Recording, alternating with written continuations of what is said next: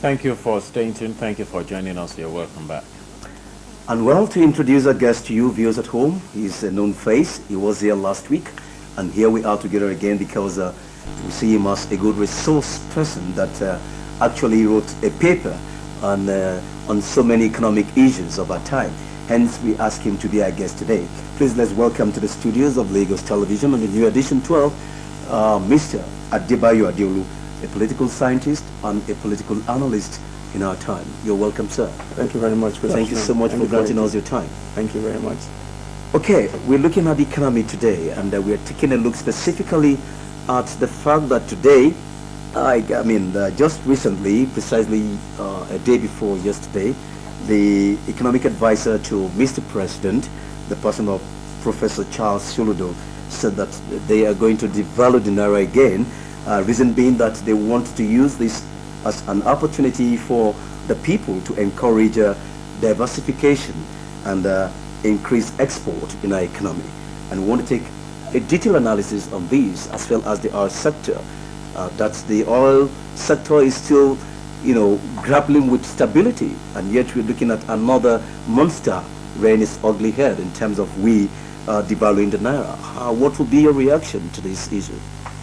Well, the devaluation of the naira has started since 1986, and that was because of the problem of having to rely on oil all the time. In 1986, when the IBB regime started off, it started off as a promising government, but there was a fundamental change of the basic policy of economic management at the time. This was due to the fall in the price of oil. Like the price of oil fell to about between $7 and $9, and Nigeria had problems of having capital. So there was a problem of having to take loans from the IMF, World Bank, Bretton Woods Society, Paris Club, and our international creditors. So they asked us to devalue the currency at the time, saying that we had to devalue the currency of Nigeria, and that would attract foreign investors. But more than 15 years now, I've not seen any serious foreign investor coming to Nigeria. I just felt the devaluation happened to be as a matter of the fact that Nigeria was seen as a market where the foreigners, Europe and America, could sell their good finished products. So that was why we had to devalue the currency at the time. But the IBB regime had made a fundamental mistake at the time because Nigeria was having some financial problems with the low price of oil at the time. But unknown to IBB, he didn't know that the European community had a problem too. They got to a level of overproduction. They had too many goods on their markets. Electronics, cars, whatever you can think about. And let me just look at the manufacturing sector for cars. There was a time Toyota, Honda, Mazda, all the Japanese products were competing against themselves. And every 2 years they were rolling out new products. And this fashion in Britain or in Europe is to always go for the latest models. So there was a problem of what do we do with the second-hand vehicles? What do we do with second-hand products that are on the market? Where are we going to push them to? Because at that time, the Eastern Bloc, the communist countries, Russia, West Berlin, Eastern Berlin, the wall of Berlin had not fallen, and so there was limited markets. So Nigeria, being the richest country in Africa, with oil money, was the target. It was an international conspiracy.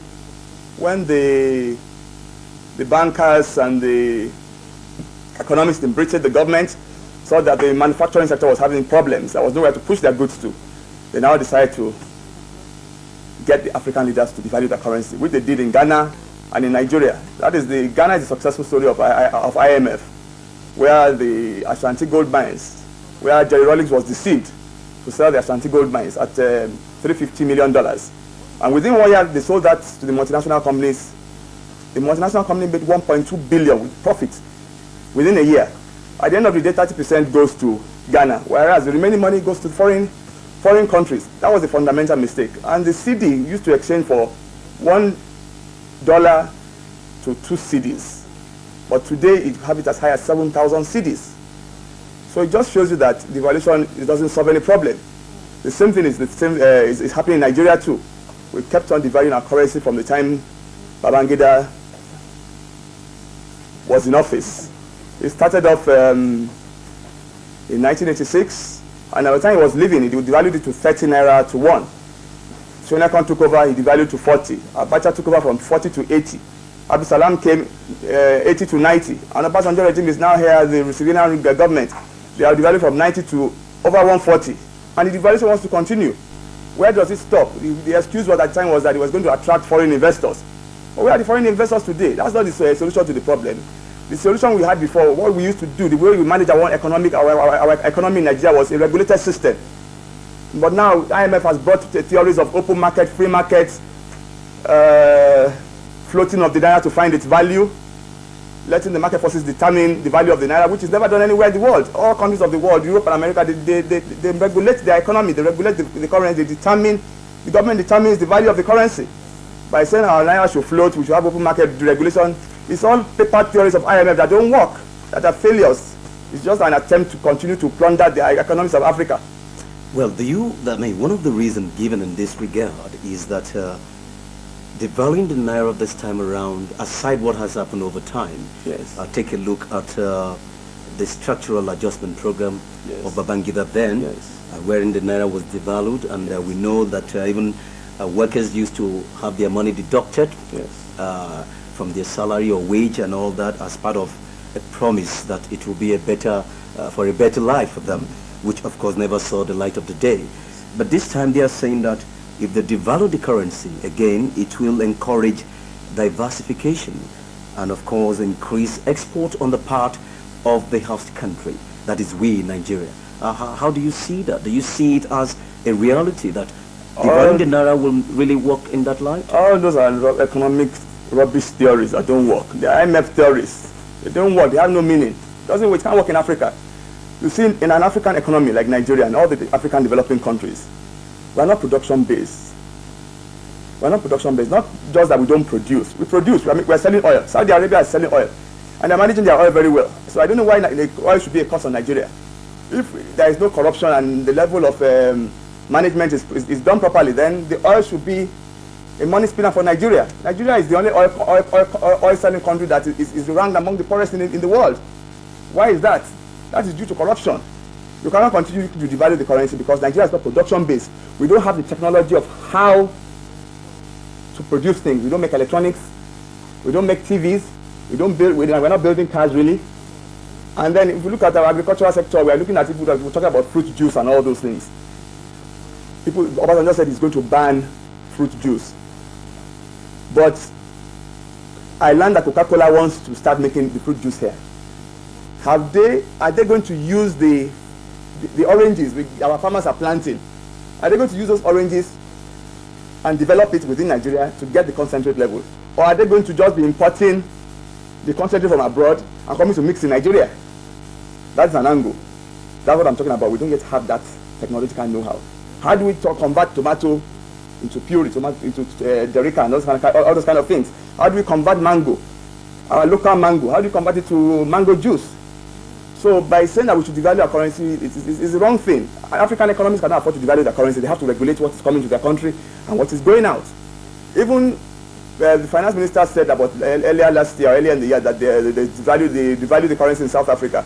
The currency in South Africa, the economists have realized that it was better for them to strengthen the value of the rand. The value of the rand has been strengthened because they were asked that is it going to benefit you on the long term, and they said yes, it is beneficial to them on the long term, but maybe on the short run it might look artificially overvalued. But it's better to have a stronger value of currency than just having a lot of money and then the money has no value. When you devalue further, what is that going to come to? People will start agitating for more salaries, house rents will go up, even as they have increased the petrol price already, it has already spiraled, it has gotten triple effects all over. You have foodstuffs in the market going up, house rents will go up, car prices will go up. So what that devaluation is going to do in the economy? And it's going to cause instability in the polity, it's going to cause instability in the economy, and it's going to further compound the brain drain. People will want to live at the country at all means, and to also raise the level of armed robbery. Because when people cannot meet their obligations, the money doesn't have any value. When your money keeps on eroding the value of your naira all the time, then it doesn't become a store of value anymore. It's not something you can stop. People will no one to hold the naira. They want to get rid of it and keep their money in foreign exchange. So I think that this is the wrong time, and I think all those economic advisors that President Obasanjo has chosen, I think they are the wrong people. Well, maybe because first of all, they are IMF people. They work for the IMF. Well, Jordan will have something to say. Well, yes, well, you might have a point there. But what I want to ask is, what do you think? We've had the response that the Afenifere have been one of the first groups to kick against the intention. But what do you think should be the position of people in the banking or the economic sectors now? For a long time, Nigerians have been crying about the value of the naira against the dollar.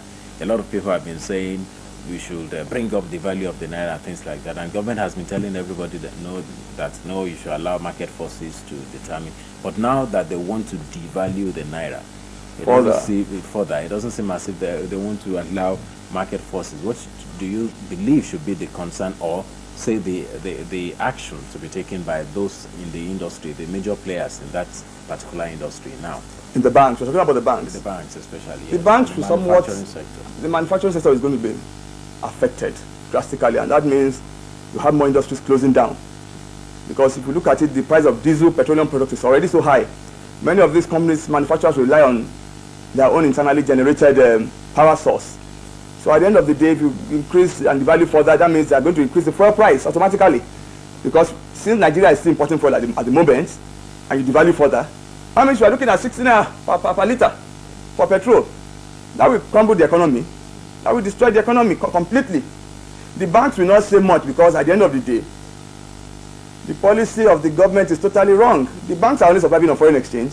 That's why you have two tiers of market. You have the black market, you have the official rate. So as long as the banks are getting money from the bank rates, from the central bank at the official rate, and they are selling at the black market, obviously they're going to continue to make money. So the banks will not make so much of a noise. It is the manufacturers, the people of Nigeria, the citizenry, and the other citizens of the country that are going to complain, and the property-stricken people that are going to suffer. And more people will be out of jobs, because most people will have to close down. Even as the petrol is at 49 now, the number of cars on the road have reduced. Very soon, people who are working in different places in Lagos, who have to travel to Lagos every day, will soon start complaining that their salaries don't remain at the end of the month when they have used everything on transport. And the government has not put in place a situation where you provide big buses. What the Governor Tinubu has done, well, he might be going there, but the kind of buses they are using are the wrong buses. You can't be using light-taste buses for transportation. It's never done in Europe. Those kind of buses we have, or van, light-taste, they are used for personal services or within your company to carry your staff. Or they are used as stationary vehicles, or used as milk vehicles to supply ice cream and things like that. That is not the transportation standard. If you want to have a transportation vehicle in Nigeria, you can't be buying those highest buses and saying that you are providing transportation. That's not transportation. What he should have done was that he should have introduced buses minimum size of the Coaster, and then the bigger ones that are almost close to the luxury buses. The one you have city, the city bus, the big one they are using. Those are the two standards he should have used, and they should have generally and gradually eased out the downfalls and the combis and the van, and that will cater for the transportation. So when you increase petrol prices, then people can go on the nice buses, and there will be enough. So when you get to the bus stop and one bus gets there, then it can carry at least almost 70 people at a go. So people will not be stranded at the bus stop all the time. But what you have now, you have small buses, they are not enough. And then we don't have any real system. Our waterways are not effective. So we can't be saying we want to devalue and want to increase petrol prices. It's not going to work. It's just going to worsen the situation in the country and make the polity unstable. Well, okay, let me take it from another angle. I mean, because we really need to look at this issue squarely. Yes. In my mind, and to so many schools of thought out there, the arts sector is the thing today. It is the pivot that totally, moves the economic sector of this country. And today we are having problem of a deregulated, or how best we will describe it, these market force price. Some selling at 50 now, some at whatever. No stable price are the odds of fuel, and this is actually affecting the